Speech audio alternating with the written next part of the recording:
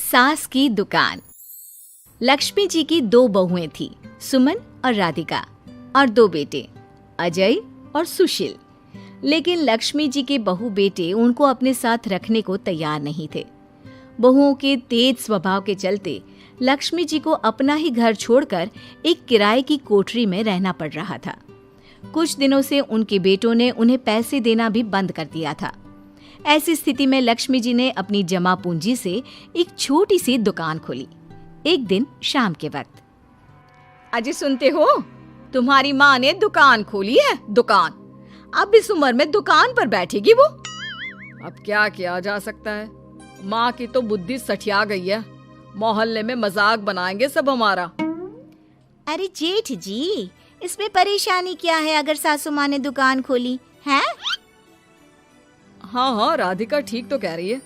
अपनी दुकान पर बैठी रहेगी, कम से कम हमें परेशान तो नहीं करेंगी। हाँ, वैसे बात तो ठीक है। खुद के दो पैसे कमाएंगी तो कभी कभार हमें जो खर्चा देना पड़ता है ना, वो भी देने से बच जाएंगे हम लोग। फिर किस बात की परेशानी, खोलने दो माँ को दुकान, हमें क्या। वैसे भी अपनी कोठरी में चुपचाप रह रही है ना, चाहे दुकान खोले या मॉल बनाए, हमें उससे क्या लेना देना। अगले दिन सुमन अपनी सास की दुकान पर पहुंचती है। सासू माँ, आपकी दुकान में शक्कर है क्या? शक्कर जरा 1 किलो दे दीजिएगा। हाँ हाँ बहू, है ना। लो बेटा, 1 किलो क्यों, 2 किलो ले जाओ।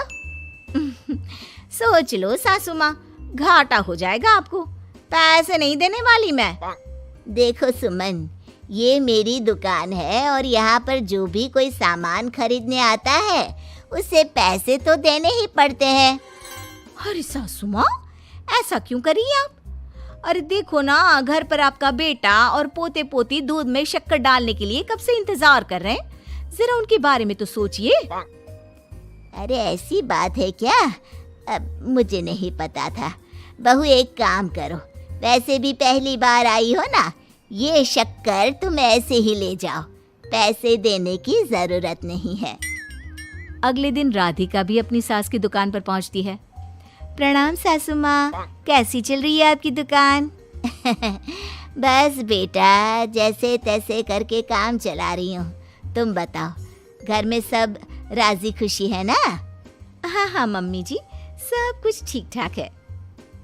बताओ राधिका बहू, कैसे आना हुआ? कुछ काम था क्या? वो ना मम्मी जी, मुझे ज़रा 5 किलो आटा चाहिए था। मेरे पैर में ना बहुत दर्द है, इसलिए बाजार तक जाने में ना तकलीफ हो रही थी। घर पर बच्चे भूखे बैठे हैं, सोचा आपसे ही ले लेती हूँ। हाँ हाँ, क्यों नहीं बेटा, ये लो 5 किलो आटा ले जाओ। हाँ, लेकिन मम्मी जी, आपने जिठानी जी को शक्कर फ्री में दी थी, तो मुझसे भी पैसे तो नहीं लेंगी ना? हाँ, अच्छा ठीक है बेटा, कोई बात नहीं, तुम ऐसे ही ले जाओ, बच्चों से क्या पैसे लेना। कुछ दिनों के बाद लक्ष्मी का बेटा अजय दुकान पर पहुंचता है। कैसी हो माँ, दुकान तो अच्छी चल रही है ना तुम्हारी? सब मोहल्ले वाले तारीफ करते रहते हैं। अब क्या करूं बेटा, तुमने तो मुझे सहारा दिया नहीं, गरीब माँ को घर से बाहर निकाल दिया। कुछ तो करना पड़ेगा ना अपना पेट पालने के लिए। वो माँ ना बहुओं की बहुत चिक चिक रहती थी। अब देखो कितनी अच्छी जिंदगी है तुम्हारी, खुद कमाती हो, खुद खर्च करती हो। इससे अच्छी भला कोई जिंदगी हो सकती है क्या? हाँ बेटा, दिल को बहलाने के लिए तुम्हारी ये बात भी सही है, लेकिन कोई बात नहीं बेटा, मैं खुश हूँ। अच्छा माँ, मैं क्या कह रहा था, जरा 500 उधार तो दे देना। कमाल की बात है बेटा, तुम मुझसे पैसे उधार मांग रहे हो। तुम्हारे पास पैसों की क्या कमी है? अरे माँ, इस महीने की तनख्वाह नहीं आई और आप तो अपनी बहू को जानती है ना, उसे शॉपिंग करनी है। जल्दी वापस लौटा दूंगा माँ। ठीक है बेटा, ये लो 500 रुपए, लेकिन देखो कुछ दिनों में वापस दे देना, मुझे अपनी दुकान के लिए माल भी तो खरीदना है। हाँ हाँ ठीक है माँ, जल्दी पैसे लौटा दूंगा। बहुत दिनों तक अजय अपनी माँ लक्ष्मी के पैसे वापस नहीं देता और सुमन और राधिका बार बार किसी न किसी बहाने से अपनी सास लक्ष्मी की दुकान से बिना पैसे दिए खूब सारा सामान ले आती है, जिसकी वजह से लक्ष्मी को अपनी दुकान में बहुत घाटा होता है। फिर एक दिन जब राधिका सामान लेने के लिए लक्ष्मी की दुकान पर पहुंचती है, सासू माँ, जरा वो 1 किलो दाल तो देना। नहीं बहू, अब मैं तुम्हें या सुमन को कोई सामान फ्री में नहीं देने वाली। तुम लोगों ने कभी कोई मदद नहीं की मेरी, उल्टा मेरी दुकान से फ्री का सामान ले जाकर मुझे मुश्किल में डाल दिया है। लेकिन मम्मी जी, हम तो आपके बच्चे हैं ना। अगर इतना ही मेरे बच्चे हो तो फिर मुझे घर से बाहर क्यों निकाल दिया? देख बहू, अब मैं तुम्हें 1 रुपए का सामान भी फ्री में नहीं दूंगी। और जाकर सुमन को भी कह देना, आए दिन तुम्हारा पति मुझसे उधार ले जाता है और वापस भी नहीं लौटाता। राधिका गुस्से में घर वापस आती है। घर आने के बाद, क्या हुआ राधिका, बहुत गुस्से में लग रही हो तुम? सासू माँ की दुकान पर गई थी ना? सासू माँ का तो कुछ करना पड़ेगा, जब से ये दुकान खोलकर बैठी है। अक्कड़ तो देखो उनकी। अरे लेकिन हुआ क्या है? होना क्या है, दाल लेने गई थी, मुझे 4 बातें सुनाकर उल्टा भेज दिया, कुछ दिया भी नहीं। ये तो सासू माँ ने ठीक नहीं किया। देखो मेरे पास ना एक बहुत अच्छा प्लान है। कैसा प्लान भाभी? हम अपनी सासू माँ की दुकान में किसी चोर से कहकर चोरी करवा देते हैं और सारा सामान अपने घर मंगवा लेंगे। उसके बाद हमारे पास फ्री में सामान भी आ जाएगा और सासू माँ की अकल भी ठिकाने आ जाएगी। ठीक है भाभी, मैं आपका पूरा साथ दूंगी। आप जल्दी से ये काम करवा दीजिए। और 2 दिनों के बाद सुमन और राधिका एक चोर से मिलकर लक्ष्मी की दुकान में चोरी करवा देते हैं। हे भगवान, ये क्या हो गया? इस उम्र में जैसे तैसे अपना गुजारा कर रही थी, लेकिन चोर मेरा सारा सामान लेकर चले गए। अब क्या होगा? तभी वहां पर राधिका और सुमन पहुंच जाती है। क्या हुआ सासू माँ, बहुत दुखी लग रही हैं आप। अरे क्या बताऊं, मेरी दुकान का सारा माल चोरी हो गया। अब अगर आप अपने ही बहू बेटे को सामान नहीं देंगी तो ऐसा तो होगा ना सासू माँ। अब राधिका की बात सुनकर लक्ष्मी को यकीन हो जाता है कि इस चोरी के पीछे कहीं न कहीं उसकी दोनों बहुओं का ही हाथ है। लक्ष्मी एक प्लान बनाती है। पैसे उधार लेकर अपनी दुकान में फिर से खूब सारा सामान ले आती है। अरे भाभी, देखा आपने, सासू माँ की दुकान तो फिर से सामान से भर गई है। हाँ वही तो, मैं तो सोच रही थी कि एक बार में उनकी अकल ठिकाने आ जाएगी, पर लगता है फिर से कुछ करना पड़ेगा। लेकिन अब हम क्या कर सकते हैं? अरे वही जो हमने पहले किया था। इसका मतलब फिर से चोरी करवाएंगे? हाँ, उसके बिना हमारा काम कैसे चलेगा? और इस बार चोरी करने हम दोनों चलेंगे, कुछ नहीं छोड़ेंगे उनकी दुकान में। सुमन और राधिका दोनों मिलकर लक्ष्मी की दुकान में चोरी कर लेती हैं और सारा सामान चुपचाप अपने घर के स्टोर में लाकर रख देते हैं। लेकिन सुबह होते ही लक्ष्मी पुलिस लेकर सुमन और राधिका के घर पहुंच जाती है। इंस्पेक्टर साहब, मेरी इन दोनों बहुओं ने ही घर में चोरी की है। अरे ना ना इंस्पेक्टर साहब, ये हम पर झूठा इल्जाम लगा रही हैं। अरे हम क्यों इनकी दुकान में चोरी करने लगे? माँ, आपको शर्म नहीं आती अपनी बहू पर झूठा इल्जाम लगाते हुए? हाँ माँ, हम आपके बेटे हैं और ये आपकी बहुएं हैं, आप ऐसा कैसे कर सकती हैं? लक्ष्मी जी, क्या आपके पास कोई सबूत है? अरे इंस्पेक्टर साहब, आप इनकी बातों में मत आइए। ये हमारी माँ है और इनकी दिमागी हालत ठीक नहीं है, इसीलिए तो हमसे अलग रहती हैं। इंस्पेक्टर साहब, मेरी दिमागी हालत बिल्कुल ठीक है और मेरे पास इन दोनों के खिलाफ बहुत बड़ा सबूत है। बताइए क्या सबूत है आपके पास?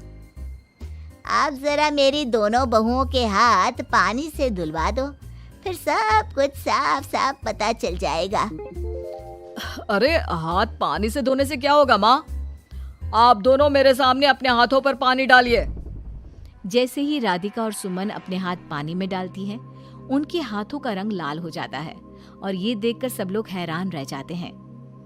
अरे ये क्या, तुम्हारे हाथों का रंग अचानक से लाल कैसे हो गया? क्योंकि मैंने अपनी दुकान के सारे सामान पर एक तरह का केमिकल लगा कर रखा था। मुझे पता था जो भी चोरी करने आएगा वो सामान को अपने हाथों से उठाएगा और उसके हाथों पर रंग लग जाएगा। अरे माँ, आप तो बहुत चालाक निकली। इसे चालाक नहीं बेटा, बुद्धिमान कहते हैं। और जिसके तुम्हारे जैसे बहू बेटे हो उसे थोड़ा बहुत तो अपनी अकल से काम लेना ही पड़ता है ना। शर्म नहीं आती आप लोगों को अपनी ही माँ को परेशान करते हुए? हमें माफ कर दीजिए सासू माँ, हम आइंदा ऐसी गलती कभी नहीं करेंगे। और हाँ, आपको अपने साथ रखेंगे, आपकी सेवा करेंगे और पूरी इज्जत भी देंगे। हमें माफ कर दीजिए।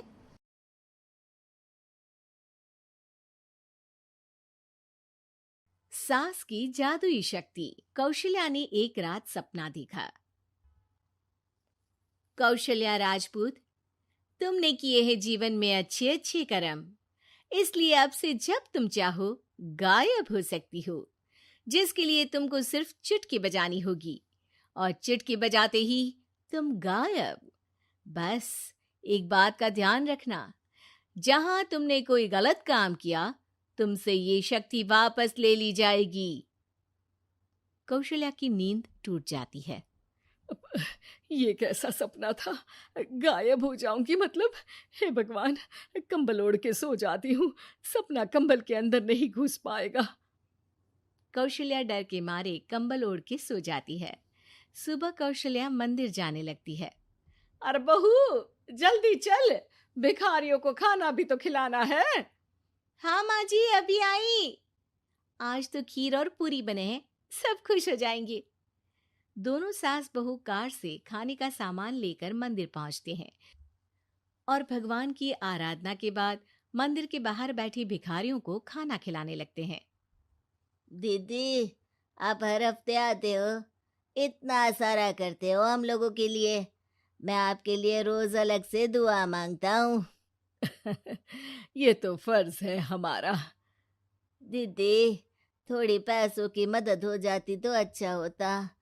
बड़े चौराहे पे मेरी बीवी भीख मांगती है, उसका इलाज करवाना है, 100-200 रुपए लग जाएंगे। कौशल्या उसी वक्त भिखारी को 500 का नोट दे देती है और दोनों सास बहू वहां से लौटने लगती हैं। तभी कौशल्या को कोई शंका होती है। अब बहू रुक, तो मैं अभी आई। कौशल्या वापस वहीं जाती है तो देखती है कि भिखारी वहां है ही नहीं। कौशल्या को रात का सपना याद आता है। वो चुटकी बजा के गायब हो जाती है और सीधे भिखारी के पास पहुंचती है, पर भिखारी को वो दिखाई नहीं देती।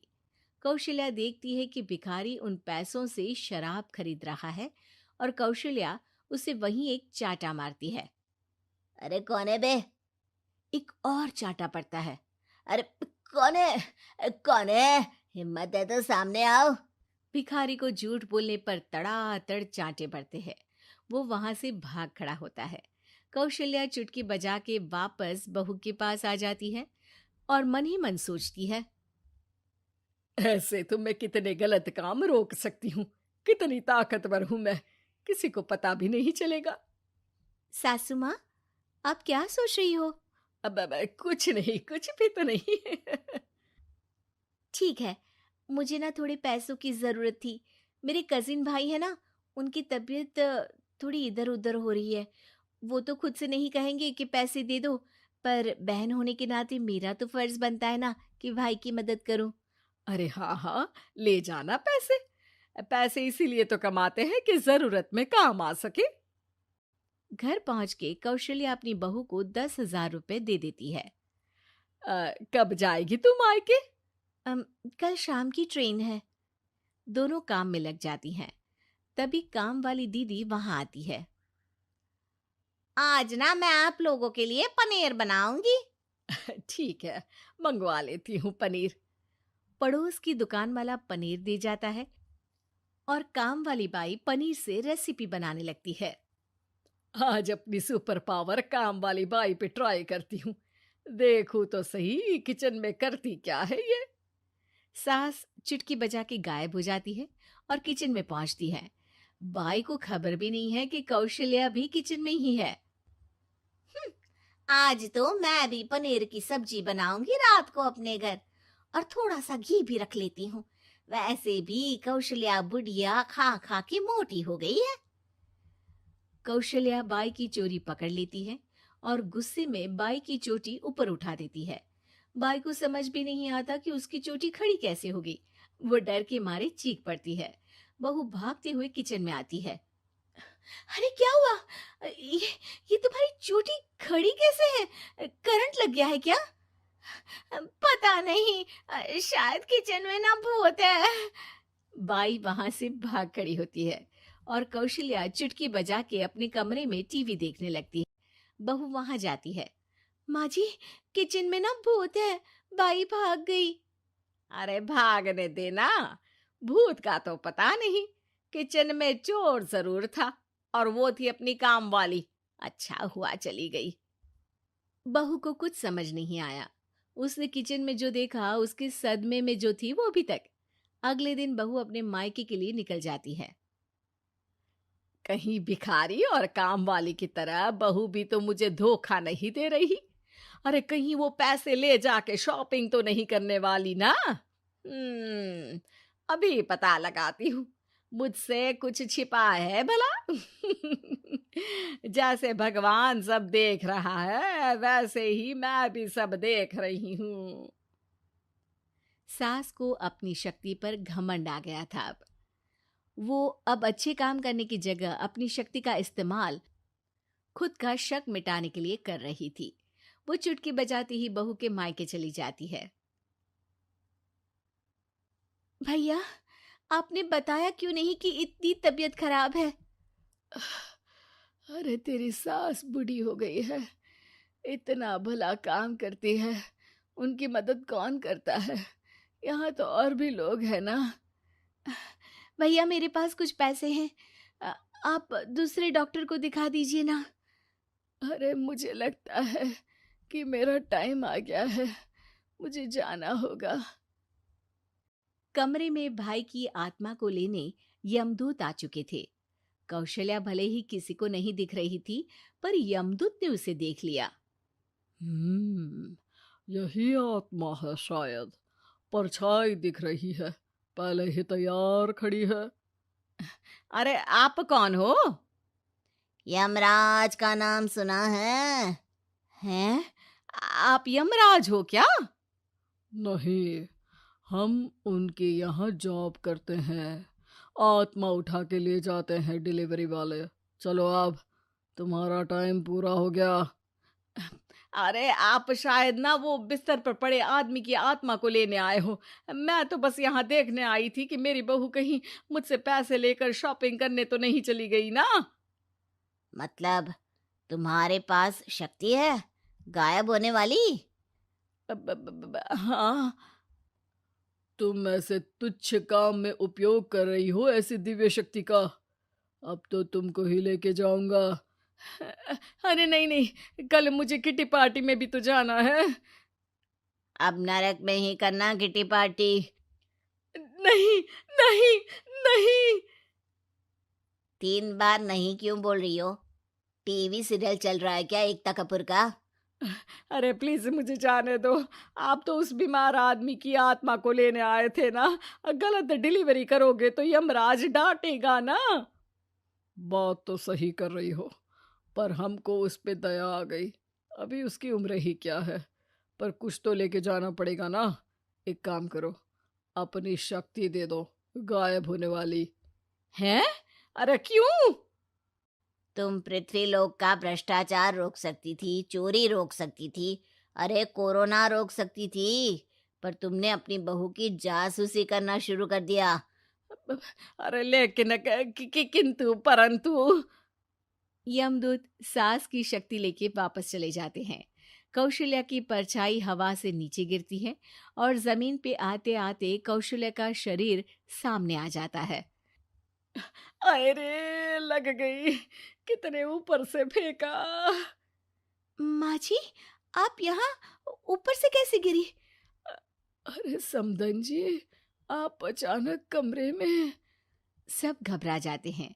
सास बहू को सारी बात बता देती है। ये लो आपके 10,000 रुपये। आपको मुझ पे इतना भी भरोसा नहीं है? अरे बहन, मुझे दर्द नहीं हो रहा है अब। अचानक से सब अच्छा होने लगा है।